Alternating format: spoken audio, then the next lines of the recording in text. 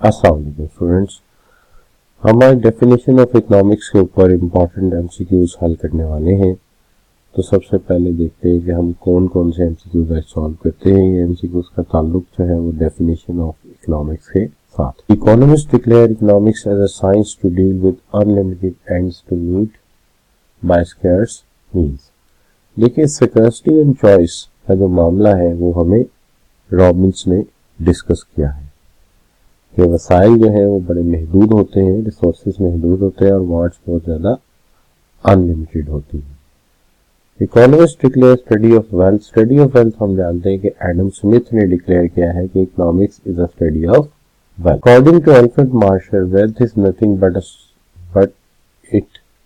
But it as a source to promote, कि जो wealth है वो किस चीज को प्रमोट करती है। तो इसमें से जिस चीज को वो प्रमोट करती है वो है welfare. Economics is a study of ordinary routine of life.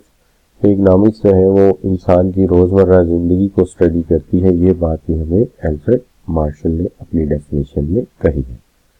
और फिर material wellbeing is one dimension of human wellbeing. Material well-being is one of the dimension of human well-being. Material well-being is measured through, तो material well-being जो है वो किस चीज से major की जा सकती है।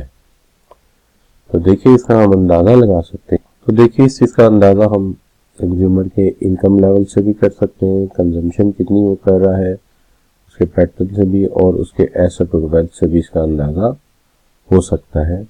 और ये जो अंदाजा है इसका ताल्लुक जो है उसके जो है आप कह सकते हैं कि इन तमाम चीजों से इसका अंदाजा लगा सकते हैं। Economics is the study of description and analysis of the ways in which a society produce and distribute goods and services. तो ये भी ठीक है, किस तरह चीजें प्रोड्यूस की जाती हैं, किस तरह उन्हें इस्तेमाल किया जाता है। It is concern with the production, consumption and transfer of wealth, ये भी मैटर करता है। और the condition of region are group as regard material prosperity studied, और ये भी मैटर करता है। तो ये तीनों ही बातें ठीक। Book written by Adam Smith in 1776, तो 1776 में जो किताब लिखी एडम स्मिथ ने, हम उसको जो नाम है यहाँ पे ढूंढते हैं, तो उसका नाम जो है वो क्या है, an inquiry into nature and causes of nations, wealth of nations. तो ये उसका नाम है। यहाँ पे प्रोडक्शन एंड डिस्ट्रीब्यूशन वाली कोई किताब नहीं है, वेलफेयर की भी कोई नहीं है और एक्सचेंज की भी कोई नहीं है। वैसे भी एक तरीका ये है कि किसी चीज पर अगर डाउट हो तो उसके गलत ऑप्शन काटते जाइए, आप सही ऑप्शन तक पहुंच जाए। Alfred Marshall redefine economics as a study of mankind in ordinary business of life. It examine that part of the individual and social actions which is most closely connected with the attainment and use of material acquisition of welfare wellbeing. In this book published in 1819 named as, तो इस किताब का नाम क्या है? इस किताब का नाम था principles of economics. According to Marshall, economics deals with those aspects of individual life that is related with the welfare of individual and society. In the other terms, it negates the concept of attainment of wealth as a primary objective of human but he gave. तो वो किस चीज को बुनियादी अहमियत देते हैं। Primary importance to wealth and secondary to women, primary importance to man and secondary importance to wealth। तो वो इंसान को ज्यादा अहमियत देते हैं और वेल्थ को दूसरी अहमियत देते हैं। Robbins defines economics as the science which studies human behaviour as a relationship between end से, तो उनकी डेफिनेशन होगी। In this book has named scarce means which have alternative uses in his book named as. तो book का name क्या है, शाबाश।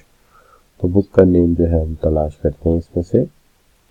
तो इसका नाम जो है वो आपके सामने है, an essay on the nature and significance of economics science.